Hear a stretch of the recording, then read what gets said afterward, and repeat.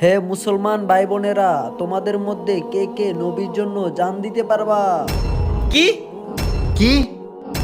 কি হে মুসলমান ভাই বোনেরা, তোমাদের মধ্যে কে কে নবীর জন্য জান দিতে পারবা? আমি দিব আমার নবীর জন্য যান। আমিও দিতে পারবো আমার নবীজির লেগে যান। হুজুর আপনি শুধু কন, আমি আমার ধন সম্পদ জান মাল যা আছে সব আমার নবীজির নামে দিয়া দিব। আমি শুধু এই ঘোষণা মুসলমানদের জন্য দিছি।